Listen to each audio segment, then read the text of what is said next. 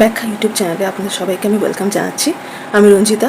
প্রত্যেকদিন প্রশ্ন শুরু করার আগে আমি একটি করে কোট বলবো, কারণ কোট আমাদের অনেক কিছু জানতে, বুঝতে ও শিখতে শেখায়।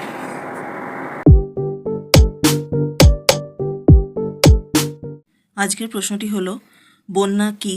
বাংলাদেশে বন্যা সৃষ্টির দুটি কারণ বলো। বন্যার ক্ষয়ক্ষতি নিয়ে একটি তালিকা তৈরি করো। উত্তর: জল নিষ্কাশন পথে ক্ষমতা বহির্ভূত মাত্রার জল প্রবাহকে বন্যা বলে।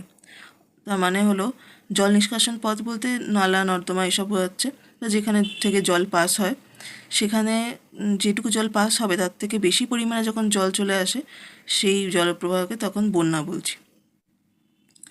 বাংলাদেশে বন্যা সৃষ্টি দুটি কারণ হচ্ছে: 1 নম্বর, নদ নদীর জল ধরে রাখার ক্ষমতা কমে আসা।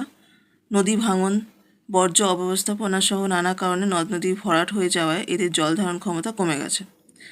জল অব্যবস্থাপনা বলতে কী বোঝাচ্ছে? জল অবস্থাপনা না, বর্জ্য অব্যবস্থাপনা বলতে কী বোঝাচ্ছে না, বর্জ্য পদার্থ যেগুলো রয়েছে, নোংরা জিনিসপত্র, সেগুলো ঠিকঠাক জায়গায় না ফেলার ফলে সেগুলো ওইরকম নদী ভরাট করে দিচ্ছে।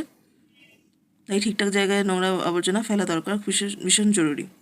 2 নম্বর হচ্ছে, ভারী বর্ষণের ফলে সেই জল খুব সহজেই নদী ভরে দুকুল ছাপিয়ে বন্যার সৃষ্টি করে।